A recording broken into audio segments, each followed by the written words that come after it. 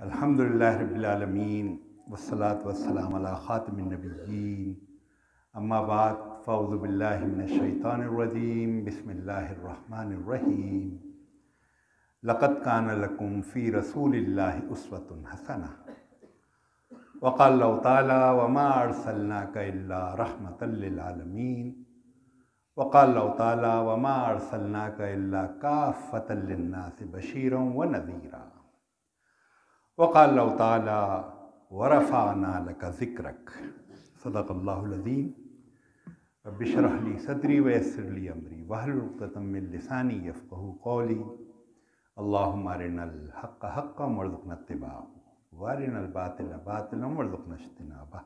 अम्मा बाद, नहायत काबिल एहतराम ज़िम्मेदारान जमात, मेरे नहायत काबिल एहतराम बुज़ुर्गों और बहुत ही अज़ीज़ नौजवान दोस्तों जो एक बड़ी तादाद में मुझे यहाँ नज़र आ रहे हैं, सबसे पहले तो मुझे माज़रत करना चाहिए कि रास्ते के ट्रैफ़िक ने हमें लेट कर दिया और आज कुछ ज़रा गैर मामूली ट्रैफ़िक और रश था जिसकी वजह से ताख़ीर हुई, तो बहरहाल उसकी माज़रत। एक मुबारक महफ़िल है, सरकार दो आलम सल्लल्लाहु अलैहि वसल्लम के हवाले से यहाँ शब बेदारी हो रही है। कम से कम आधी रात तक लोग यहाँ जमा होंगे और उसमें एक बड़ी तादाद नौजवानों की है।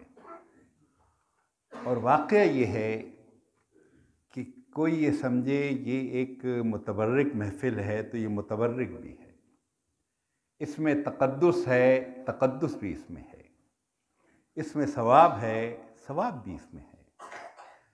लेकिन वाक़या ये है कि जो हालात हैं, जो ये ग्लोबल विलेज और गांव की शक्ल की दुनिया जो हमारे सामने है, उसमें जो कुछ वाक़यात रूनुमा हो रहे हैं वो ये बता रहे हैं कि इस इंसानियत में और इस ग्लोबल विलेज में एक बड़ा खला है, कोई कमी है जो इस सारी दुनिया में मौजूद है, कोई ऐसी गुंजाइश है जो बावजूद इसके कि दुनिया ने बड़ी तरक्की की है, सूरज और चांद पर कमंदें डाली हैं, चांद और मरीख पर इंसान उतर रहा है, जदीद टेक्नोलॉजी है, नित नई ईजादात और इंकशाफात हैं, हार्वर्ड और ऑक्सफर्ड है, लेकिन उस सब के बावजूद वो जो अल्लामा इकबाल ने कहा, ढूंढने वाला सितारों की गुज़रगाहों का अपने अफ़कार की दुनिया में सफ़र करना पड़ता, जिसने सूरज की शुआओं को गिरफ्तार किया, जिंदगी की शब तारीक सहर कर न सका। बज़ाहिर रोशन ख्याली का दौर है, जदीद दौर है, लेकिन ये जदीद दौर किस चीज़ का नाम है? जदीद दौर बाज़ लोगों का ख्याल है टेक्नोलॉजी का नाम है, ईजादात का नाम है, सनती इनकलाब का नाम है। जिन लोगों ने इस दौर को जदीद दौर कहा और रोशन ख्याली का दौर कहा, उन्होंने इसकी तारीफ भी की और उन्होंने बताया कि जदीद दौर वो दौर है जब इंसान गोया अपने कदमों पर खड़ा हो गया है, इंसान के पास रिसर्च के इदारे हैं, इंसान के पास तहकीकी क़ुव्वतें हैं, थिंक टैंक्स हैं, रिसर्च सेल्स हैं, पार्लियामेंट्स हैं और हार्वर्ड है, ऑक्सफर्ड है। हम गोया अक़ल की उस मंजिल पर हैं कि अब हम सीधा रास्ता, ये जो कुरान हकीम ने फरमाया इहदिनस सिरातल मुस्तकीम, दौर जदीद ने कहा सीधा रास्ता हम खुद तलाश करने के काबिल हैं, हमारे पास अक्ल और फहम की ऐसी मंजिल पर है। और गोया दौर जदीद ने यह कहा कि अब हमें ऊपर से आई हुई किसी हिदायत की ज़रूरत नहीं है, गोया हमें वही की ज़रूरत नहीं है। यानी दौर जदीद असलन रिसालत का इनकारी है, रिसालत से इनकार करने का नाम दौर जदीद है। और यही वजह है कि आप सारी दुनिया में देखें, तौहीद का मसला इस वक्त नहीं है और आखिरत का मसला नहीं है, मसला क्या है? रिसालत का मसला है। तौहीन रिसालत की वारदातें हो रही हैं और तौहीन रिसालत करने वालों को तहफ़्फ़ुज़ कौन दे रहा है? मगरिबी दुनिया। ये फ्रांस तौहीन रसालत करने वाले यहाँ से वहाँ गए, उन्होंने पनाह दी और उन्हें वीआईपी प्रोटोकॉल दिया गया। जैसे सदर को या वज़ीर आज़म को जो प्रोटोकॉल दिया जाता है, वो प्रोटोकॉल वहाँ फ्रांस ने उनको दिया। उनका क्या मसला है? क्यों वो तौहीन रसालत करवा भी रहे हैं और फिर उनको तहफ़्फ़ुज़ दे रहे हैं?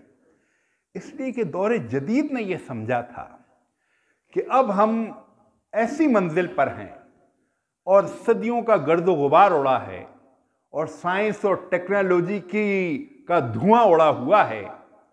लोग इस्लाम को भूल जाएंगे, कुरान को भूल जाएंगे और नबी करीम सल्लल्लाहु अलैहि वसल्लम गोया नऊज़ बिल्लाह माजी की शख्सियत बन जाएंगे। 1450 साल पुरानी कोई हस्ती होगी वो, लेकिन वो देखते हैं कि जूं तारीख आगे बढ़ रही है, जूं ज़माना आगे बढ़ रहा है, वैसे वैसे हुजूर अकरम सल्लल्लाहु अलैहि वसल्लम का तज़किरा बढ़ रहा है। आपकी याद में महफिलें बढ़ रही हैं, जलसाए सीरत बढ़ रहे हैं और आपके हवाले से नातें और अशार बढ़ रहे हैं। और क्यों ना हो, अल्लाह ताला ने जो ऐलान किया है, वरफ़अना लका ज़िक्रक, कहे नबी सल्लल्लाहु अलैहि वसल्लम आपका तज़किरा तो बुलंद ही होता रहेगा। तो ये जो आप सल्लल्लाहु अलैहि वसल्लम का तज़किरा बुलंद होता हुआ ये दुनिया देख रही है, इसलिए इनसे बर्दाश्त नहीं हो रहा और इसलिए इनको सबसे बड़ा चैलेंज जो दौरे जदीद के आगे खड़ा हुआ नजर आता है वो रिसालत है। वो 1450 साल पुराने मबूस हुए हुजूर अकरम सल्लल्लाहु अलैहि वसल्लम की रात मुबारका है। लेकिन अभी कुछ अरसे पहले एक किताब लिखी गई और ये मुसलमान ने नहीं, गैर मुस्लिम ने लिखी, माइकल एच हार्ट, तारीख़ इंसानी के 100 बड़े इंसान, और उसने 100 इंसानों की सवाने हयात ज़िंदगी को मुरतब किया और फिर उसने जब 100 ज़िंदगियाँ इकट्ठी कर ली, फिर उसने सोचा अब नंबर 1 मकाम किसको दूँ, पहले नंबर पर किसको रखूँ। उसने मशावरत की, सोच विचार की, तजवीज़ की, पैमाने बनाए और बिल आखिर उसने नंबर 1 मकाम मोहम्मद सल्लल्लाहु अलैहि वसल्लम को दिया। जब उसकी किताब छपकर आई तो उस पर सवालात की बौछार हो गई, इतराज़ात होने लगे। तुम मुसलमान हो या ईसाई हो? तुम तो ईसाई हो, ये तुमने जो किताब लिखी है नंबर 1 मकाम मुसलमानों के पैगंबर को दिया है, मोहम्मद सल्लल्लाहु अलैहि वसल्लम को दिया है, इस्लामी पैगंबर को दिया है, ये तुमने क्या किया? उसने कहा मैंने इंसानों की तारीख़ जमा की, इंसानों की ज़िंदगियाँ मुरतब की और उसके बाद जब मैंने छाना फटका, मेरिट बनाया और जायज़ा लिया तो मुझे अंदाज़ा हुआ कि मोहम्मद सल्लल्लाहु अलैहि वसल्लम के करीब भी कोई नहीं है। फिर उसने उसकी वजूहात बताई, उसमें से एक वजह उसने एक तो ये कहा कि तारीख़ इंसानी में किसी की सीरत अगर महफूज तरीन है तो वो मोहम्मद सल्लल्लाहु अलैहि वसल्लम की है। फिर दूसरी बात उसने एक ये भी कही कि जब मोहम्मद सल्लल्लाहु अलैहि वसल्लम मबूस हुए तो उन पर ईमान लाने वाले कितने लोग थे? उसने कहा इब्तिदा में सिर्फ 4 लोग थे ईमान लाने वाले। पहला कौन था? पहला मर्द नहीं, औरत थी, उनकी बीवी हज़रत खदीजतुल कुबरा रज़ियल्लाहु ताला अन्हा। वैसे बीवी का पहले ईमान लाना यह है बड़ी अहम बात इस इंसानी दुनिया में, इसलिए कि बीवी वो है, वो जो अल्लाह ताला ने कुरान में फरमाया हुन्ना लिबासुल लकुम व अंतुम लिबासुल लहुन। शौहर और बीवी का रिश्ते के जो अल्लाह ताला ने मिसाल दी है लिबास की तरह है। जैसे लिबास और जिस्म एक दूसरे से जितना वाकिफ़ होते हैं, ऐसे ही मियाँ बीवी एक दूसरे से पूरी तरह वाकिफ़ होते हैं। उनके सारे जिस्म से भी वाकिफ़ होते हैं, उनके मिजाज से भी वाकिफ़ होते हैं। लेकिन सबसे पहले अगर बीवी ईमान लाई तो दुनिया में सारी दुनिया मुरीद हो जाती है, बीवी नहीं होती मुरीद। सारी दुनिया पीछे चल पड़ती है, बीवी नहीं चल पड़ती। लेकिन हुजूर अकरम सल्लल्लाहु अलैहि वसल्लम पर सबसे पहले ईमान लाने वाली उनकी अहलिया मोहतरमा हज़रत खदीजतुल कुबरा रज़ियल्लाहु ताला अन्हा है। दूसरे नंबर पर कौन ईमान लाया? फिर उनके दोस्त हज़रत अबू बकर सिद्दीक़ रज़ियल्लाहु ताला। दोस्त भी वो होता है जो इंसान से बड़ा वाकिफ़ होता है, उसका राजदार होता है, उसके कैरेक्टर सीरत को खूब जानता है, जो दूसरे लोग नहीं जानते, दोस्त खूब जानता है कि मेरे दोस्त का और यार का क्या हाल है। लेकिन इधर हज़रत अबू बकर सिद्दीक़ रज़ियल्लाहु ताला उन्होंने सुना, उन्होंने भी फ़ौरन शहादत दी, अल्लाह के रसूल सल्लल्लाहु अलैहि वसल्लम अल्लाह के रसूल हैं। ये खुद ऐसी चीज़ है जो कम होती है। तीसरे नंबर पर उनके खिदमतगार, उनके ग़ुलाम, गोया आज की ज़बान में मैं कहूँ चाय बनाने वाला, झाड़ू लगाने वाला, खिदमत करने वाला। और आज दुनिया में आप देखें सबसे ज़्यादा खिदमत करने वाला अपने मालिक से नाराज़ होता है, गैर मुतमईन होता है। हम तो जमात इस्लामी के लोग हैं, हमें भी अंदाज़ा है कि हमारे भी साथ जो खिदमत कर उस तरह मुतमईन नहीं है, बेचैन रहते हैं, गैर मुतमईन। लेकिन उस खिदमतगार जो उस ज़माने में ग़ुलाम शुमार होता था, उसको पता चला, उसने भी फ़ौरनी शहादत दी कि ये अल्लाह के रसूल हैं। ये खुद एक बड़ा हुजूर अकरम सल्लल्लाहु अलैहि वसल्लम की सीरत मुबारका पर ऐसी गवाही है। चौथे नंबर पर कौन ईमान लाया? चौथे नंबर पर उनके ज़ेर किफ़ालत हज़रत अली रज़ियल्लाहु ताला अन्हु, वो ईमान लाए। करीब तरीन लोग जो इंसान को खूब जानते हैं वो ईमान लाए। और ये जो करीब तरीन लोग अगर ईमान लाए, वाक़या ये है, ये एक ऐसा जो आप देखें बड़े बड़े लोग, उनके घर वाले उस तरह उनको नहीं मानते, उनके करीब के लोग। तो उसने कहा कि जब अल्लाह के रसूल सल्लल्लाहु अलैहि वसल्लम आपने दावत की इब्तिदा की तो सिर्फ 4 लोग थे जो ईमान लाए थे। और फिर उसने कहा आज 2020-21 है, आज आपको पता है कितने लोग ईमान लाने वाले हैं? 2 अरब करीब इंसान हैं जो उन पर ईमान लाने वाले हैं, उनके फॉलोअर्स हैं, उनके पीछे चल रहे हैं। फिर उसने पूछा, कहने लगा मैं ईसाई हूँ, लेकिन मुझे तारीख़ इंसानी में कोई आदमी ऐसा बताएं कि जो जैसे जैसे अपनी बेसत से दूर हटता चला जा रहा है, वैसे वैसे उसके फॉलोअर्स बढ़ रहे हैं, वैसे वैसे उस पर ईमान लाने वाले बढ़ रहे हैं। और आज रूए ज़मीन पर सबसे ज़्यादा कोई चीज़ अगर फैल रही है तो मोहम्मद सल्लल्लाहु अलैहि वसल्लम पर ईमान फैल रहा है। तो उसने कहा इसलिए मैं मजबूर हूँ कि मैंने पहला नंबर, यानी बहुत सारी जो वजूहात उसने बताई, उसमें एक वजह कि इसलिए मैं मजबूर हूँ कि मुझे कोई दूसरा इंसान करीब भी नज़र नहीं आता। आज 2021 में खबरों का ज़माना, मीडिया का ज़माना है, बहुत ज़्यादा सोशल मीडिया और क्या क्या, लेकिन इस सब के बावजूद जीते जागते लोग, आप उनके बारे में कुछ नहीं जानते। अमेरिकी सदर रोज़ टीवी, अखबारात और मीडिया में आता है, पाकिस्तान का भी, लेकिन आपको कुछ पता है कि वो वज़ीर आज़म रहता कैसे है, सोता कैसे है, उठता कैसे है, बैतुल-खला में कैसे जाता है, कमीज़ कैसे पहनता है? सिवाय एक हस्ती के, हुजूर अकरम सल्लल्लाहु अलैहि वसल्लम की ज़ात मुबारका। आप अगर ये जानना चाहें कि नाखून आप सल्लल्लाहु अलैहि वसल्लम काटते थे, पहला नाखून कौन सा काटते थे, और दूसरा कौन सा काटते थे, और तीसरा कौन सा, और चौथा, 10 के 10 नाखून उंगलियों के काटने की तरतीब मौजूद है।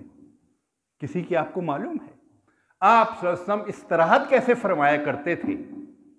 किसी के। लेकिन मैं एक और बात आगे बढ़ के कह रहा हूँ, ये जो हुजूर अकरम सल्लल्लाहु अलैहि वसल्लम, आपको हम कहते हैं मोहसिन इंसानियत, इंसानियत पे एहसान किया है। एक ऐसा काम आप सल्लल्लाहु अलैहि वसल्लम ने किया है जो दुनिया में कोई नहीं कर सका। किसी में ये हिम्मत नहीं थी, किसी में ये मजाल नहीं थी वो ये कर सके। आप सल्लल्लाहु अलैहि वसल्लम ने अपनी बीवियों अज़दवाज मुतहरात, उनको कह दिया जो कुछ तुम देखती हो सब बयान कर दो, दिन में ही नहीं रात में भी जो देखती हो सब बयान कर दो। किसी ने किया है आज तक? अपनी बीवी से कह दिया हो, जो कुछ दिन में नहीं रात में भी देखती हो, मियाँ बीवी का जो ताल्लुक है वो भी बयान कर दो। ये क्यों आप रसूल ने किया है? ये ऐसी कुर्बानी है। ये तो आज किसी की निजी लाइफ में से, प्राइवेट जिंदगी का जरा पर्दा हटे, शोर मचा देता है, मेरी प्राइवेट लाइफ है उसमें मुदाखलत हो रही है, मेरी पब्लिक लाइफ पर बस बात करो। लेकिन प्राइवेट लाइफ, हुजूर अकरम सल्लल्लाहु अलैहि वसल्लम ने अपनी कोई प्राइवेट लाइफ नहीं रहने दी। इससे बड़ा खिदमत कोई नहीं, कुर्बानी कोई नहीं है। जिंदगी में कोई पर्दा ही नहीं, जिंदगी में कोई प्राइवेट लाइफ ही नहीं। लेकिन अल्लाह के रसूल सल्लल्लाहु अलैहि वसल्लम ने ये कुर्बानी जो दी है, मैं कहता हूं आज के दौर के लिए की है। आज का दौर बज़ाहिर कहते हैं ग्लोबल विलेज बना दिया है, इंसानों को जोड़ दिया है। लेकिन आज इंसानों का क्या हाल है? ये जो मगरबी दुनिया है, 100 शादियां होती हैं, 70 टूटती हैं। उन्हें पता नहीं है मियाँ बीवी का ताल्लुक क्या है, मियाँ बीवी का रिश्ता क्या है, मियाँ बीवी का गुजारा कैसे होता है। हुजूर अकरम सल्लल्लाहु अलैहि वसल्लम ने इसके लिए सारा अपनी ज़िंदगी के हर पर्दे को उठा दिया, अपनी अज़वाज मुतहरात को फरमा दिया, बयान कर दो। किसी ने ये नहीं किया। वजह यह है कि ये दुनिया सूरज और चांद पर कमंदे डालेगी, मियाँ बीवी का ताल्लुक क्या होता है ये नहीं तलाश कर सकती। ये इंसान, इसने आज हवा में परिंदों की तरह उड़ना सीख लिया है, समंदर में मछली की तरह तैरना सीख लिया है, लेकिन जमीन पर इंसानों की तरह रहना इसको नहीं आता। कौन सिखाएगा? लक़द कान लकुम फ़ी रसूलिल्लाहि उस्वतुन हसना। हुजूर अकरम सल्लल्लाहु अलैहि वसल्लम का उस्वा मुबारका है, जो मुसलमानों को ही नहीं, पाकिस्तानियों और अरबों को ही नहीं, अमरीकियों के लिए भी आज मीनारे नूर है। अपने ख़ानदान को, मियाँ बीवी का रिश्ते को कायम करना है। लक़द कान लकुम, और मियाँ बीवी का रिश्ता जब टूट जाए, इसमें बेइत्मादी पैदा हो जाए, उसके नताइज क्या होते हैं? दुनिया में खुदकुशियाँ बढ़ रही हैं, नफ्सियाती मरीज बढ़ रहे हैं, शराब और नशा बढ़ रहा है।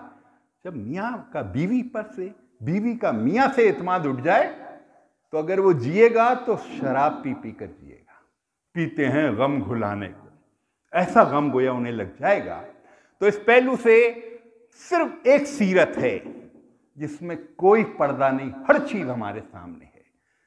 फिर दूसरी बात ये कि कोई ये कहे, नौजवान खासे मौजूद हैं, कोई ये कहे अच्छा ठीक है, मान लेते हैं अल्लाह के रसूल सल्लल्लाहु अलैहि वसल्लम की सारी ज़िंदगी महफूज है, लेकिन मैं उस पर अमल करना चाहूँ। आज का तो साइंस का दौर है, रिसर्च का दौर है, तहकीकात का दौर है, हर चीज़ की रिसर्च मौजूद है। 1450 साल पुरानी ज़िंदगी, वो आज के दौर में उस पर अमल किया जाए, उस तरह से ज़िंदगी गुजारी जाए, उस तरह मामूलात इख्तियार किए जाएं, तो ये कैसे होगा? हुजूर अकरम सल्लल्लाहु अलैहि वसल्लम की ज़िंदगी अजीब व गरीब है। आज 2021 है, 2030 में भी अगर आप देखेंगे, अगर उस वक्त की कोई साइंस, वैसे साइंस क्या है? साइंस कोई पत्थर की लकीर है? साइंस के पास क्या सारे हकाइक होते हैं? मुझे याद है कि मेरे बचपन में लोग कहते थे डिस्प्रिन, ये जो टेबलेट गोली आती है, दिल का मरीज जो है इसके करीब ना जाए, बड़ी तबाहकुन है और इससे बिल्कुल दूर रहे, बिल्कुल ना खाए। लेकिन आज क्या कहता है डॉक्टर?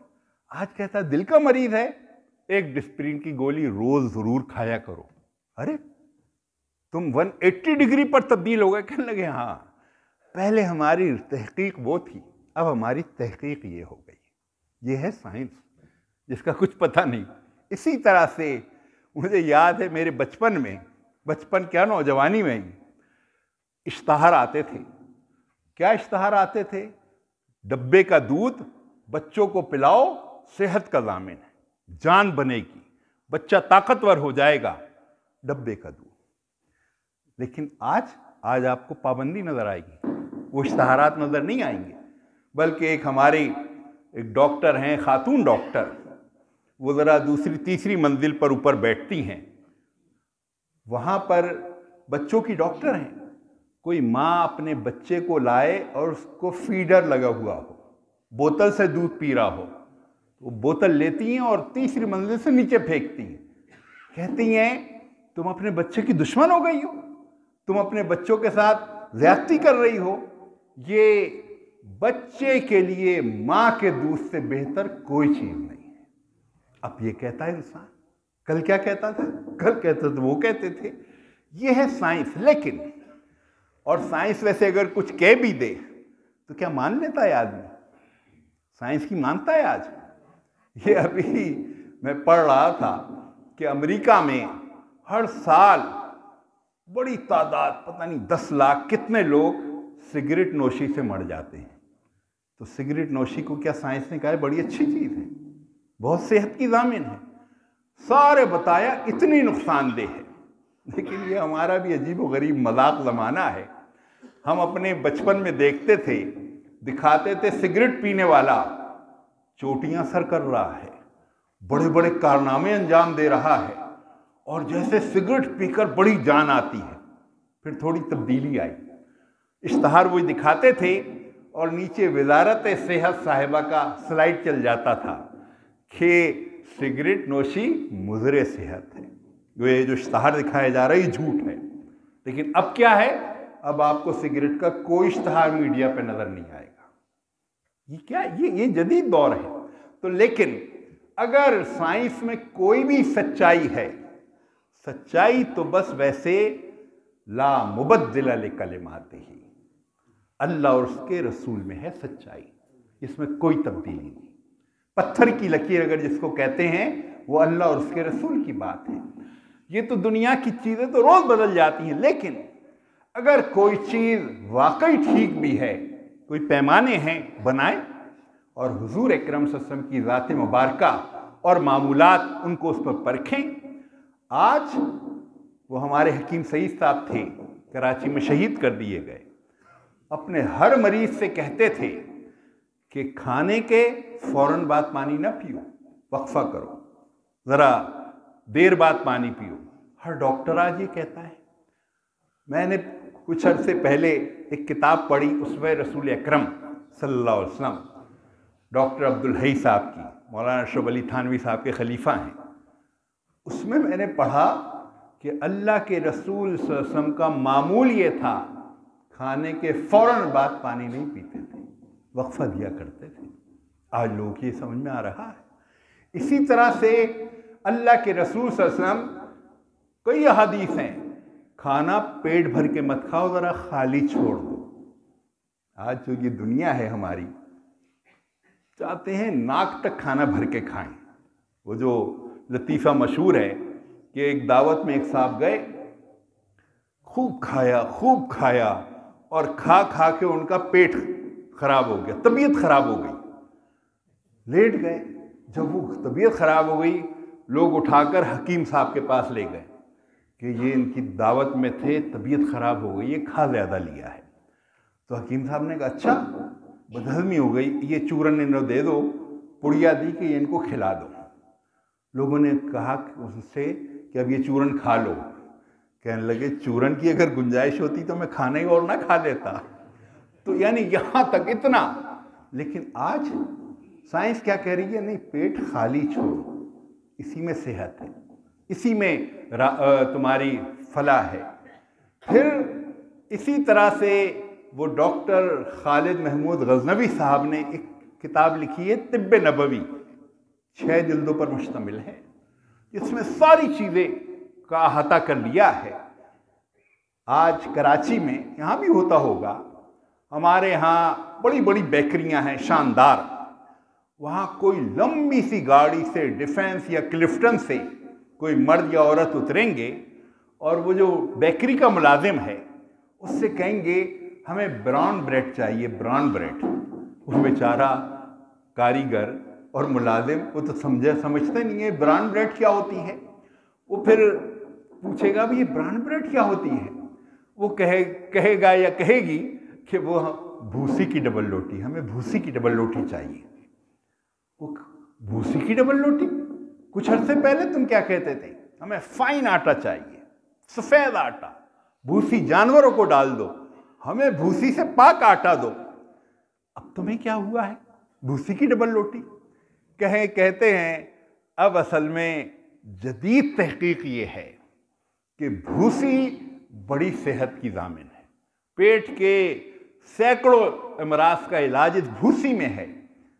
1450 साल पहले हुजूर अकरम सल्लल्लाहु अलैहि वसल्लम अपने घर में दाखिल हो रहे थे और आपने देखा आपकी अज़दवाज मुतहरात में से कोई आटे में से भूसी निकाल रही है। आपने कहा रुको, ये क्या कर रही हो? आटे में भूसी मिली रहने दो, ये हमारे फ़ायदे की चीज़ है, इसमें हमारी सेहत है। जो फ़लसफ़ियों से हल ना हुआ और नुक्तावरों को मिल ना सका, वो राज भी कमली वाले ने बतला दिए चंद इशारों में। आदमी को अगर फिजिकली और सेहत के लिहाज से फिट रहना हो, लक़द कान लकुम फ़ी रसूलिल्लाहि उस्वतुन हसना। और ये नौजवान अच्छे दौर में है। मेरे बचपन में ये कैफियत नहीं थी। आज जितना ना शहद का इस्तेमाल है, पहले तो नहीं था। आज जितना कलौंजी का इस्तेमाल है, पहले तो नहीं था। खजूर का जितना इस्तेमाल है, पहले तो नहीं था। जैतून का जितना इस्तेमाल है, पहले तो नहीं था। और तो और कराची में मैं देखता हूं ऊँटनियां खड़ी हुई हैं। ऊँटनियां क्यों खड़ी हैं? कहते हैं इनका दूध हम देना चाहते हैं, दूध खरीद लो। क्या हिसाब दूध मिलता है? 350-400 रुपए किलो। और गाय भैंस का दूध तो 125-150 रुपए किलो मिलता है। उनसे पूछो कि ये ऊँटनी का दूध, इसमें क्या है? इससे बेहतर इंसान की सेहत के लिए कोई और दूध नहीं है। ऊँटनी का दूध कौन पिया करता था? किसकी ग़िज़ा थी? लक़द कान लकुम फ़ी रसूलिल्लाहि उस्वतुन हसना। ये इंसान अपने पेट खराब करके अमराज लगाकर अब पीछे की तरफ पलट रहा है और अब खजूर की तरफ और शहद की तरफ और कलौंजी की तरफ और जैतून की तरफ और इंजीर उस तरफ गोया आ रहा है, पलट रहा है। और इंसानियत उसी तरह, इसी तरह ये जो घी तेल, अभी अमेरिका से एक डॉक्टर आए थे, मुझे कहने लगे जो बाजार का तेल है बस ये छोड़ो, घर वालों को भी छुड़ाओ, बगैर तेल की। किसकी ये ग़िज़ा थी? उबली हुई ग़िज़ा कौन खाता था? लक़द कान लकुम फ़ी रसूलिल्लाहि उस्वतुन हसना। तो आज की साइंस के कोई पैमाने आप बना लें, हुजूर अकरम सल्लल्लाहु अलैहि वसल्लम की ज़ात मुबारका इन सारे इंसानों की फिजिकली फिटनेस के लिए निहायत ज़रूरी है। फिर कोई ये कहे अच्छा चलना ठीक है, समझ में आ गई बात कि आप सल्लल्लाहु अलैहि वसल्लम की सीरत बड़ी महफूज है, आप सल्लल्लाहु अलैहि वसल्लम की सीरत बड़ी साइंसी भी है, लेकिन आप सल्लल्लाहु अलैहि वसल्लम क़यामत तक के लिए नबी हैं। हाँ, हुजूर अकरम सल्लल्लाहु अलैहि वसल्लम ने फरमाया मेरी और क़यामत की मिसाल ऐसी है जैसे ये 2 उंगलियां। आपने शहादत की उंगली और बराबर वाली उंगली उठाई और फिर फरमाया जिस तरह इन 2 उंगलियों के दरमियान कुछ नहीं है, इसी तरह मेरे और क़यामत के दरमियान अब कोई नबी नहीं, कोई रसूल नहीं, कोई हिदायत का मंबा और मरकज़ नहीं। क़यामत तक के लिए नबी है, इस तरक्की याफ्ता दौर के लिए भी, इस सूरज जहाज और एटम के दौर के लिए भी, आज के लिए भी नबी है। क्या अल्लाह के रसूल सल्लल्लाहु अलैहि वसल्लम आपको इस तरक्की का अंदाज़ा भी था? अंदाज़ा ही नहीं, आप सल्लल्लाहु अलैहि वसल्लम ने तस्करा किया है कि ये दौर, और उसके लिए ये भी मैं देख के चंद चावल दिखा रहा हूँ, वरना बड़ी तफसीलात मौजूद हैं। आप सोचें 1450 साल पहले हुजूर अकरम सल्लल्लाहु अलैहि वसल्लम ने अपने सहाबा को मुखातिब करके फरमाया एक वक्त आएगा तुम देखोगे मक्का मुकर्रमा उस वक्त क्या था? आप सल्लल्लाहु अलैहि वसल्लम ने फरमाया मक्का मुकर्रमा का सीना चीर दिया जाएगा और तुम देखोगे उसमें नहरों की तरह का एक जाल बिछ जाएगा, और इमारतों को देखोगे पहाड़ छोटे रह जाएंगे, इमारतें बुलंद हो जाएंगी। कराची में हमारे दारुल उलूम कराची के होते हैं मौलाना तकी उस्मानी साहब, उन्होंने इस हदीस की शरह और तशरीह लिखी। उसमें उन्होंने लिखा 70-80 साल पहले उलमाए कराम, मुहद्दिसीन अज़्ज़ाम ये हदीस पढ़ते थे कि मक्के का सीना चीर दिया जाएगा, क्या होगा, और इमारतें बड़ी हो जाएंगी, पहाड़ छोटे रह जाएंगे। समझ में ना आता, उनकी समझ में ना आता था। लेकिन आज आप में से बहुत सारे लोग होंगे जिनको अल्लाह ताला ने हज और उम्रे की सादत दी होगी। और अब फिर से पाबंदियाँ उठ गई हैं। अल्लाह ताला फिर तौफीक देगा आप लोगों को हज और उम्रे की, और मैं दुआ करता हूँ कि अल्लाह ताला आप सबको हज और उम्रे की सादत नसीब फरमाए, आमीन। और इस सादत हासिल करने के साथ आप आज जाके देखें, मक्के का सीना चीर दिया गया है, नहरों की तरह का जाल बिछ गया है। कोई ये कहेगा अच्छा, हमें तो वहां नहरों में कहीं पानी दौड़ता हुआ नजर नहीं आया। पानी तो दौड़ता नजर नहीं आया, दौड़ रही है उसमें वहां कोई चीज, क्या? गाड़ियां दौड़ रही हैं। आज मक्के मुकर्रमा जमींदोज रास्तों का शहर है। दर्जनों सुरंगें हैं जो मक्के का सीना चीर कर और पेट चीर कर मक्के के पेट के अंदर बना दी गई हैं। गाड़ियां पेट के अंदर चलती हैं, मक्के का सीना चीर दिया गया है, नहरों की तरह का जाल बिछ गया है। और इमारतें, मुझे याद है जब पहली मरतबा 1985-86 में अल्लाह ताला ने उम्रे की सादत दी, उस वक्त जब हम जद्दा एयरपोर्ट से मक्का की तरफ रवाना हुए तो पहले हमें पहाड़ नज़र आए। अच्छा, पहाड़, ये गारे हिरा और ये इस तरह के पहाड़ नज़र आए। लेकिन अब जो आखिरी मरतबा मैं उम्रे पर गया तो पहाड़ नज़र नहीं आए, इमारत नज़र आई। कौन सी इमारत? वो जो 100 मंजिला इमारत है, वो इमारत जिसपे बड़ा सा घड़ियाल लगा हुआ है। इमारतें, पहाड़ छोटे होना शुरू हो गए, और जो इमारतें बन रही हैं, कोई 140 मंजिला, कोई 100 मंजिला, कोई 80 मंजिला।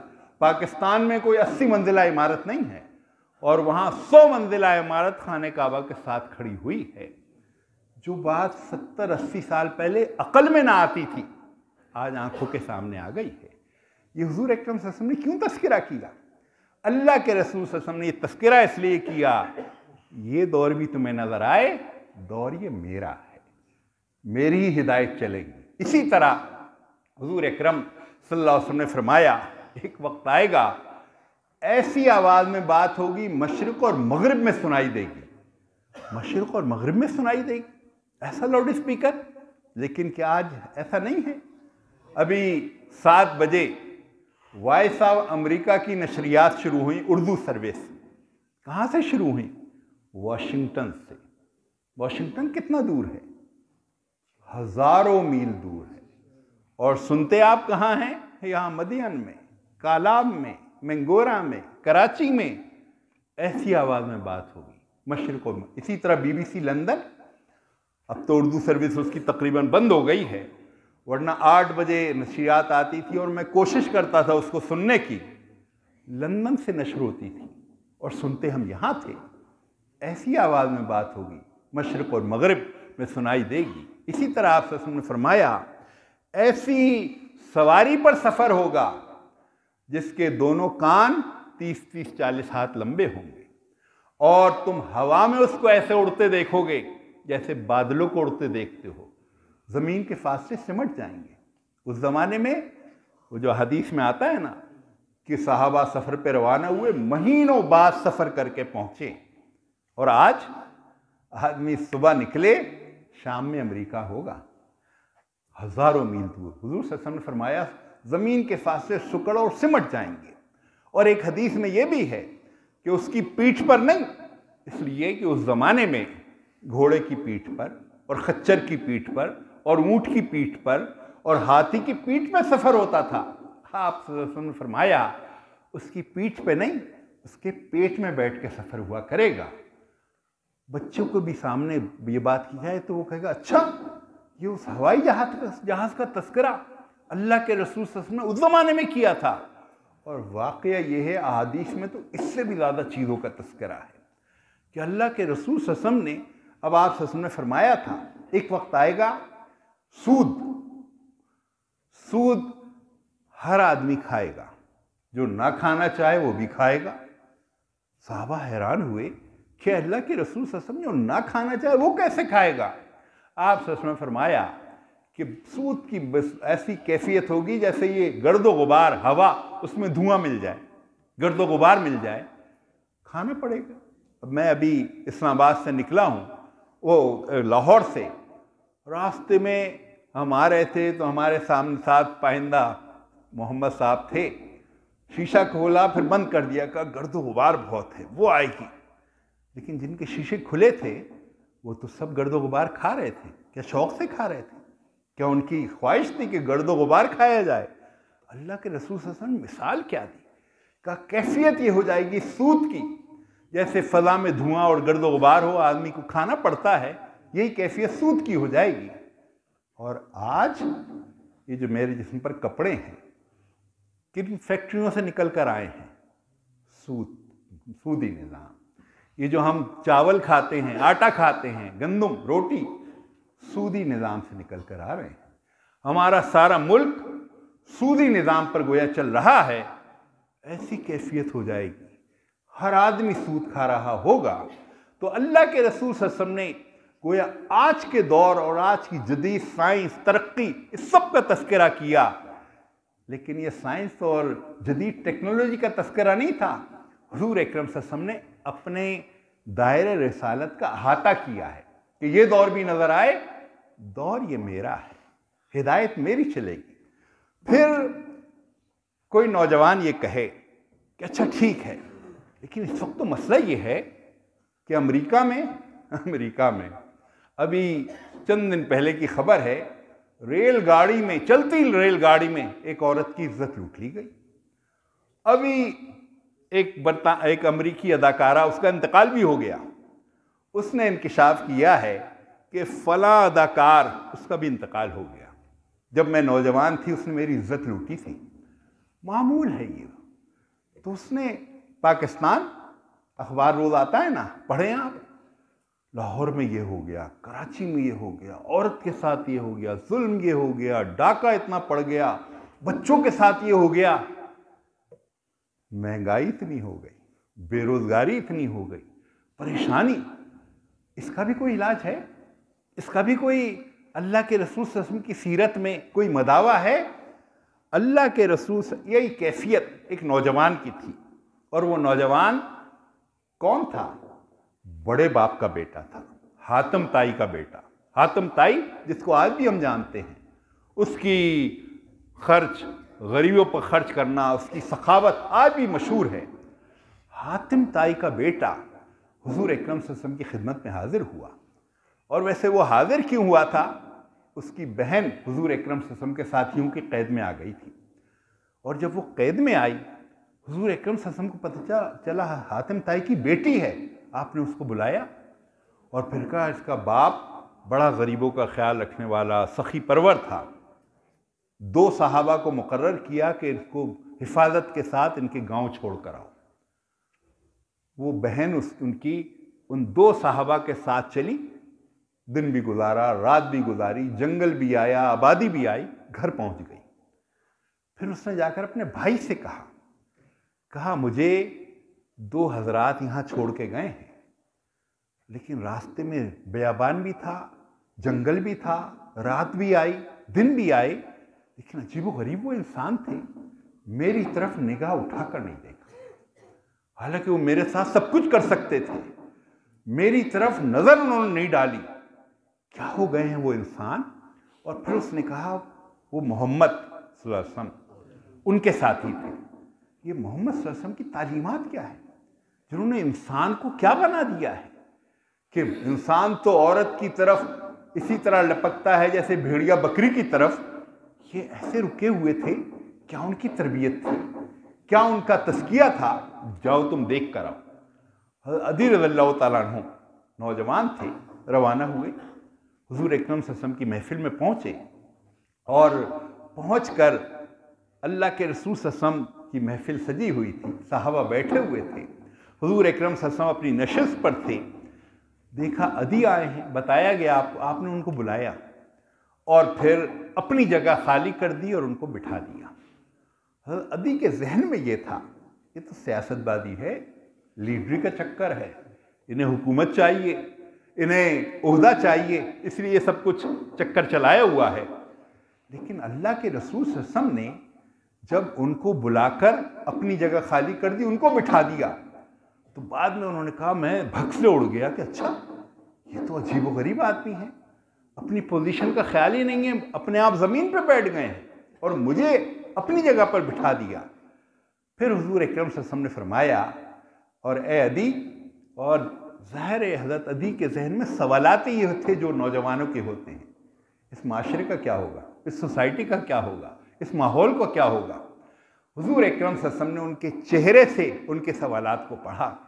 ये जो कहते हैं ना चेहरा पढ़ना, ये ये इंसानों में होता है, चेहरे से कैफियत का अंदाज़ा होता है आदमी के चेहरे। ये जो कहते हैं गुस्से वाली नज़रों से उसने देखा, तो ये नज़रों में क्या आग निकल रही होती है? आग नहीं निकल रही होती, पता चलता है। मोहब्बत भरी नज़रों से उसने देखा, तो क्या फूल बरस रहे होते हैं? फूल नहीं, पता चलता है ये मोहब्बत भरी नज़र है और ये नफ़रत भरी नज़र है। तो हुज़ूर अकरम सल्लल्लाहु अलैहि वसल्लम ने उनके चेहरे से उनके सवालात को पढ़ा, उनको बिठाया और फिर फरमाया, कैदी मैं तुम्हें खुशखबरी देता हूँ, तुम्हारी उम्र लंबी होगी, और इस लंबी उम्र के साथ तुम 3 बातें देखोगे। पहली बात आप सल्लल्लाहु अलैहि वसल्लम ने फरमाई, तुम्हारे गांव की औरत आएगी, हसीन व जमील औरत, सोने चांदी से लदी हुई औरत, खाने काबा का तवाफ़ करेगी, महफूज व मामून वापस जाएगी। हज़रत ने यह सुना तो एकदम चौंक पड़े, अच्छा ऐसा इनकलाब आ जाएगा, ये तब्दीली आ जाएगी। दूसरी बात हुजूर अकरम सल्लल्लाहु अलैहि वसल्लम ने फरमाई, और ए अदी, ये जो कैसर व किसरा हैं उस वक्त के नौजुबिल्लाह खुदा सुपर पावर, आप सल्लल्लाहु अलैहि वसल्लम ने फरमाया, ए अदी, ये जो कैसर व किसरा, इनकी कमर टूट जाएगी और इनका साजो सामान तुम्हारे इस्तेमाल में आएगा। हज़रत चौंके, अच्छा ये हो जाएगा। तीसरी बात हुजूर अकरम सल्लल्लाहु अलैहि वसल्लम ने फरमाई, और ए अदी, वो वक्त भी तुम देखोगे लोग ज़कात लिए हुए फिरेंगे, ज़कात लेने वाला ना होगा, गुर्बत मिट जाएगी, खुशहाली ही खुशहाली। हज़रत अदी ने ये 3 बातें ही ऐसी थी, उनकी याददाश्त में चिपक गई जाकर। तिलकल अय्याम नुदाविलुहा बैनन्नास, दिन गर्दिश करते हुए बिलाखिर वो मकाम आया। हज़रत उस्मान रज़ियल्लाहु ताला अन्हु का ज़माना था। एक बूढ़ा शख्स वो लोगों को मस्जिद में कह रहा है, लोगों ज़रा मेरे करीब आओ। लोग करीब चले गए, लोगों ने देखा सफ़ेद दाढ़ी है, सफ़ेद बाल हैं, भवें लटक रही हैं, झुर्रियाँ चेहरे पे पड़ी हुई हैं। कमज़ोर सी आवाज़ में उसने कहा, लोगों मुझे पहचानते हो, मैं अदी हूँ, अदी। जब नौजवान था अल्लाह के रसूल सल्लल्लाहु अलैहि वसल्लम की खिदमत में हाजिर हुआ था, और उस वक्त मेरे जहन में सवालात थे। मैं समझ रहा था ये सियासतबाजी है, मैं समझ रहा था ये लीडरी का चक्कर है, मैं समझ रहा था ये ओहदे बनाने का चक्कर है। लेकिन अल्लाह के रसूल सल्लल्लाहु अलैहि वसल्लम ने मेरे चेहरे से मेरी कैफियत अंदाज़ा की, और पहली बात ये कही कि अदी मैं खुशखबरी देता हूँ, तुम्हारी उम्र लंबी होगी। और फिर उन्होंने कहा, मुझे देख लो, कितने मेरे सहाबा उठ गए हैं, मैं हयात हूँ, मेरी उम्र लंबी हुई। लेकिन उसके साथ हुजूर अकरम सल्लल्लाहु अलैहि वसल्लम ने फरमाया, 3 बातें फरमाई थी जो मेरी अक्ल में ना आती थी। मुझसे कहा गया था, तुम्हारे गांव की औरत आएगी, खाने काबा का तवाफ़ करेगी, महफूज व मामून वापस जाएगी। और मैं क्या सोच रहा था, खाने काबा और मेरे गांव के दरमियान तो एक डाकुओं का कबीला है, वो कहाँ चला जाएगा। हमारे यहाँ रास्ते घर गैर महफूज हैं, औरतें क्या मर्द गैर महफूज हैं, और आप सल्लल्लाहु फरमा रहे हैं औरत महफूज हो जाएगी। औरत में फिर फरमाया ठंडी सांस लेकर के, लोगों तुमने भी देखा और मैंने भी देखा, हमारी औरत महफूज हो गई है। हमारी औरत तहाँ सफ़र कर सकती है, अल्लाह के अलावा किसी का खौफ नहीं होता। आज 2021 अमेरिका में क्या हाल है, अभी तो मैंने ट्रेन का वाक़या बताया, लेकिन जो आदाद शुमार हैं, हर मिनट पर 25 औरतों की इज्जत अमेरिका में लुटती है। 60 मिनट 1 घंटे में कितनी हो गई, एक दिन 24 घंटे में कितनी, हज़ारों औरतों की इज्जत एक दिन में लुटती है। ये औरतों के हुकूक की बात कर रहे हैं। ये अफ़गानिस्तान को कहते हैं औरतों का ख्याल करो। अफ़गानिस्तान में तो जब उनकी 5 साल हुकूमत पहले कायम हुई, औरत महफूज हो गई, और अब फिर से औरत महफूज होने वहाँ जा रही है। क्यों, इसका जवाब मैं देता हूँ अभी। तो ये औरत, और औरत तो कमज़ोर है, औरत जिस माशरे में महफूज है, और आज रूए ज़मीन पर कोई जगह ऐसी नहीं जहाँ औरत महफूज हो गई हो, जहाँ औरत के खिलाफ जराइम न हो रहे हैं। अभी आज के अखबार में मैंने पढ़ा कि सऊदी अरब की पता नहीं 25-27 खवातीन अदालत में गई हैं कि हमारे जो सरपरस्त हैं उन्होंने हमें शादियों करने से रोक दिया है। अदालत ने फिर कहा नहीं, इनको शादियों की इजाज़त दो। ऐसी औरत पर कब्जा किया हुआ है, औरत को गोया। तो इसलिए हुजूर वो हज़रत अदी कह रहे हैं कि लोगों, तुमने भी देखा और मैंने भी देखा औरत कैसी महफूज और औरत का क्या मकाम हो गया है। दूसरी बात हज़रत अदी रज़ियल्लाहु तआला अन्हु ने फरमाई, मुझसे कहा था कैसर व किसरा सुपर ताकतें टूट जाएंगी, उनका साजो सामान तुम्हारे देर इस्तेमाल आएगा। फिर हज़रत अदी ने अपने कमज़ोर से हाथों को उठाया, कहा मेरे ये हाथ देख रहे हो, झुर्री ज़दा कांपते हुए हाथ। कहा जब कैसर व किसरा के महल फतह हो रहे थे, मेरे ये हाथ थे जो साजो सामान समेट रहे थे। ये इनकलाब आ गया। और फिर फरमाया, लोगों तुम भी देख रहे हो, मैं भी देख रहा हूँ, वो ज़माना आ गया है, लोग ज़कात लिए हुए फिरेंगे, ज़कात लेने वाला ना होगा। ये दुनिया, ये कुर्रे अर्द, ये जन्नत बन जाएगी, सुकून होगा, चैन होगा, इत्मीनान होगा। आज रुए ज़मीन की क्या कैफियत है। रुए ज़मीन की मैंने अमेरिका की मिसाल इसलिए देता हूँ, वो सुपर पावर है। अमेरिका में बेचैनी का ये आलम है, रोज़ाना 250 लोग खुदकुशी करते हैं। 250 लोग रोज़ाना खुदकुशी अमेरिका में, खुशहाल तरक्की याफ्ता नौजवान उसमें ज़्यादा हैं। ये क्या है, क्यों सुकून नहीं मिल पा रहा। लेकिन इसके लिए ज़रा एक और मैं मंजर आपको दिखाऊं। 1450 साल पहले ही तकरीबन का ज़माना, एक दूर दराज के गांव में एक देहाती ने देखा कि एक भेड़िए ने बकरी पर हमला किया है। भेड़िए ने जब बकरी पर हमला किया तो वो चौंक गया। उसने अपने दूसरे साथी से कहा, ये क्या गज़ब हो गया, भेड़िए ने बकरी पर हमला कर दिया, तो बड़ी बदअमनी हो गई। दूसरे ने कहा, क्या कहते हो, भेड़िए ने बकरी पर हमला किया, तुम कहते हो बदअमनी हो गई। तो होता रहता है। लेकिन फिर पहले देहाती ने कहा, नहीं होता था। जब से हमारे नए सरबराह आए, अजीब व गरीब कैफियत है। उन्होंने जो निज़ाम इख्तियार किया है, उन्होंने जो निज़ाम हुकूमत चलाया है, ऐसा अमन हो गया है कि मर्दों ने मर्दों से लड़ना छोड़ दिया है, औरतों पर हमले ख़त्म हो गए हैं। जजेज और काजी हजरात बैठे रहते हैं, कोई मुकदमा ही उनके पास नहीं आता। ऐसी ही कैफियत है, लोग ज़कात लिए हुए फिरते हैं, ज़कात लेने वाला नहीं होता। और अमन की कैफियत ये है कि भेड़िए ने बकरी पर हमला करना छोड़ दिया। आज भेड़िए ने बकरी पर हमला किया है। मुझे लगता है कहीं हमारा सरबराह वक्त हमसे रुखसत तो नहीं हो गया, अल्लाह की तरफ तो नहीं चला गया। दूसरे देहाती ने कहा, क्या कहते हो, भेड़िए ने बकरी पर हमला किया, तुम कहते हो कि हमारे सरबराह वक्त का इंतकाल हो गया। उस वक्त रूए ज़मीन की सबसे बड़ी सल्तनत थी और दूर दराज का इलाका था। हफ्ते भर बाद वहाँ इत्तला पहुँची कि हफ्ता भर पहले सरबराह ममलिकत कौन थे, हज़रत उमर बिन अब्दुल अज़ीज़ रहमतुल्लाह अलैह, उनका इंतकाल हो गया। ये हज़रत उमर बिन अब्दुल अज़ीज़ के पास कोई जादुई चराग था, ऐसा सुकून हो गया। ये आज की जदीद लोगों के पास क्यों नहीं। यहाँ 70 साल से पाकिस्तान में हुकूमतें आ रही हैं, दर्द बढ़ता गया, जूजू दबा की। अमेरिका में क्यों सुकून नहीं हो रहा, बरतानिया में क्यों नहीं हो रहा। अभी पता नहीं बरतानिया या कहाँ पर एक साहब कल पकड़े गए हैं। पकड़े कौन क्यों गए हैं, पिछले 50 साल से, वो मेरा ख्याल बल्कि 40 साल से वो किसी अस्पताल में मुलाजिम थे, इलेक्ट्रीशियन थे। इलेक्ट्रीशियन को हर जगह रसाई थी। वो हर जगह एक तो मुर्दा ख़वातीन की इज्जत से खेलते थे, जिंदा ख़वातीन की इज्जत से, यानी 80 से ज़्यादा ख़वातीन की इज्जतों से वो, और सबको लिखता भी रहता था कि ये आज ये किया, मैंने आज ये किया। अभी वो पकड़ा गया है। तो ये सुकून और चैन ये बरतानिया में क्यों नहीं, रूस में क्यों नहीं, चाइना, अमेरिका, दुनिया में कहीं नहीं है। साइंस है, टेक्नोलॉजी है, कवानीन है, पार्लियामेंट है, ये क्यों नहीं रोक पा रहे। और मैं आपसे अर्ज करूं, ये रोक ही नहीं सकते। लेकिन उमर बिन अब्दुल अजीज ने कैसे रोक लिया, उनके पास क्या था, उनके पास था अल्लाह ताला ने जो फरमाया, वमा अरसलनाका इल्ला रहमतल लिल आलमीन, ऐ नबी सल्लल्लाहु अलैहि वसल्लम आपको आलमीन के लिए रहमत बनाकर भेजा है। रहमत का कानून आप लाए हैं, रहमत का निज़ाम आप लाए हैं।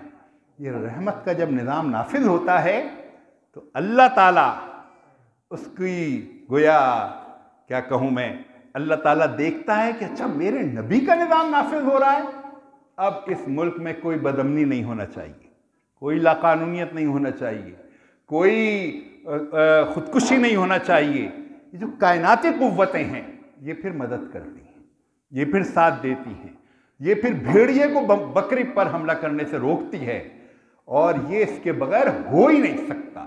ये कानून, ये कैमरे, ये पुलिस, ये फौज दुनिया में किस जगह बदअमनी नहीं रोक सकते जब तक ये जो जमात इस्लामी का नस्बुलैन है, इकामत दीन कायम ना हो जाए, हुजूर अकरम सल्लल्लाहु अलैहि वसल्लम का लाया हुआ निज़ाम वो कायम ना हो जाए, ये जो इस्लामी निज़ाम वो कायम ना हो जाए, ये दुनिया उल्टी लटक जाएगी, सुकून नहीं पैदा कर सकती, चैन नहीं ला सकती, इत्मीनान नहीं ला सकती। इसलिए जो हुजूर अकरम सल्लल्लाहु अलैहि वसल्लम आपको जो अल्लाह ताला ने फरमाया वमा अरसलनाका इल्ला रहमतल लिल आलमीन, आलमीन के लिए रहमत है, जो पैगाम, जो निज़ाम, जो कवानीन आप लाए हैं वो जब तक नाफिज नहीं होंगे कोई गम गलत नहीं होगा। ये पाकिस्तान 70 साल से दर्द बढ़ता गया, जूं दवा की दर्द बढ़ रहा है। इस हुकूमत इमरान खान की बड़ी उम्मीदें थी, लोगों को बड़ी तवक्कुआत थी, केपी के लोगों को भी बड़ी तवक्कुआत थी, बहुत वोट दिए थे, लेकिन क्या हुआ? आज पेट्रोल आसमान पर, महंगाई आसमान पर, औरतों की इज्जत सारी दुनिया में, सारे पाकिस्तान में, कैसे सुकून आएगा जब तक अल्लाह के रसूल सल्लल्लाहु अलैहि वसल्लम का निज़ाम रहमत कायम नहीं होगा? ये नहीं हो सकता, और ये होना है। ये जो मैंने अर्ज़ किया ना, ये जो अल्लाह के रसूल सल्लल्लाहु अलैहि वसल्लम की सीरत महफूज क्यों है? इसलिए महफूज है कि बिल आखिर हुजूर अकरम सल्लल्लाहु अलैहि वसल्लम की सीरत के मुताबिक खिलाफत अला मिनहाज नबुव्वा कायम होनी है। जैसा कि हुजूर सल्लल्लाहु अलैहि वसल्लम ने फरमाया, आप सल्लल्लाहु अलैहि वसल्लम ने फरमाया ये मेरा दौर है, दौर नबुव्वत, कुछ अरसे रहेगा, ख़त्म हो जाएगा। फिर आप सल्लल्लाहु अलैहि वसल्लम ने फरमाया फिर खिलाफत अला मिनहाज नबुव्वा होगी, वो भी ख़त्म हो जाएगी। फिर आप सल्लल्लाहु अलैहि वसल्लम ने फरमाया फिर बादशाहतें होंगी, वो भी ख़त्म हो जाएंगी। फिर आप सल्लल्लाहु अलैहि वसल्लम ने फरमाया फिर एक जबर का दौर होगा, और ये जबर का दौर टूट रहा है। पहले तुर्की में टूटा, जहाँ मसाजिद को ताले थे, अजानों पे पाबंदी थी, अब ठीक हो गया। अफगानिस्तान, यहाँ क्या था? जबर मुसल्लत था। अल्लाह ताला ने अपनी हिकमत और रहमत से और कुदरत से अमेरिका और उसके 40 हवारियों को निकाल बाहर किया, वहाँ जबर का दौर टूटा है। और आने वाले दिनों में आप देखेंगे सारा जबर का दौर टूटेगा। फिर क्या होगा? हुजूर अकरम सल्लल्लाहु अलैहि वसल्लम फरमाया जबर का दौर भी ख़त्म हो जाएगा, और फिर से खिलाफत अला मिनहाज नबुव्वा कायम होगी। मिनहाज नबुव्वा कायम होगी तो उसके लिए तो फिर महफूज सीरत चाहिए, वो महफूज है। उसके लिए तो साइंटिफिक सीरत चाहिए, वो मौजूद है। उसके लिए तो ऐसा निज़ाम जिसमें औरत महफूज हो जाए, ऐसा अमन हो, भेड़िया बकरी पर हमला करना छोड़ दे, वो इस निज़ाम रहमत के अलावा किसी के पास नहीं है। इसलिए मेरे काबिल एहतराम बुजुर्गों, मेरे नौजवान दोस्तों, ऐसा वक्त आ रहा है। और आखिरी बात, वक्त वैसे मैंने थोड़ा सा ज़्यादा ले लिया, लेकिन आखिरी बात कि एक हदीस मैंने पढ़ी थी जिसको बयान करना ज़रा मुश्किल होता था 10 बरस पहले, लेकिन आज वो मैं सोचता हूँ उसको बयान कर ही दिया जाए। हदीस ये है कि हुजूर अकरम सल्लल्लाहु अलैहि वसल्लम ने फरमाया, मुझे उम्मीद है कि मेरी उम्मत की उम्र में अल्लाह ताला आधे दिन का इजाफा कर देगा। मैंने जब ये पढ़ा तो मेरी कुछ समझ में ना आया, आधे दिन का इजाफा करेगा क्या मतलब? फिर आगे पढ़ा तो उसमें था असलन इस उम्मत की उम्र 1 दिन है, और आधे दिन का इजाफा हो गया तो 1.5 दिन हो जाएगी। फिर भी मेरी कुछ समझ में ना आया। फिर आगे पढ़ा तो उसमें था कि अल्लाह ताला के नज़दीक तुम्हारे 1000 बरस अल्लाह ताला के कितने हैं? 1 दिन, और तुम्हारे 1500 बरस अल्लाह ताला का 1.5 दिन हो गया। इस गालिबन सूरह अलिफ लाम मीम सजदा में, कुरान में मौजूद है। 1500 साल, तो 1500 साल पे फिर क्या हो जाएगा? ये जो डिजिटल घड़ी चल रही है, इसमें आप देखें इस्लामी सन कौन सी चलेगी? 1443। 1443 आप गुजार रहे हैं, और आप देखें दुनिया बदलने जा रही है, हालात तब्दील हो रहे हैं। हुजूर अकरम सल्लल्लाहु अलैहि वसल्लम ने क्या फरमाया? 1.5 दिन गोया 1500 साल, ये अहम तरीन साल है। और ये 43 हो गया है, 57 साल रह गए हैं। और इसमें भी ये जो नौजवान हैं सिर्फ उम्मत मुस्लिमा के पास हैं 60 से 65% नौजवान। अमेरिका के पास नहीं है, चाइना के पास नहीं है, रूस के पास नहीं है, जापान के पास नहीं है। बुढ़ापा बढ़ गया है, लेकिन ये 25-30 साल ये रेशो रहेगा। 25-30 साल बाद बिगड़ जाएगा। गोया 25-30 साल बड़े अहम साल हैं। पुकार रहे हैं मोहम्मद से वफा करो, मोहम्मद की गुलामी करो, कुव्वत इश्क से हर पस्त को बाला कर दे, दहर में इसमें मोहम्मद से उजाला कर दे, और की मोहम्मद से वफा तूने तो हम तेरे हैं। ये जहाँ चीज़ है क्या, लौह कलम तेरे हैं। मोहम्मद सल्लल्लाहु अलैहि वसल्लम से वफा करें, सारी दुनिया में सुकून और चैन आ जाएगा। वाखिर दावाना अल्हम्दुलिल्लाह।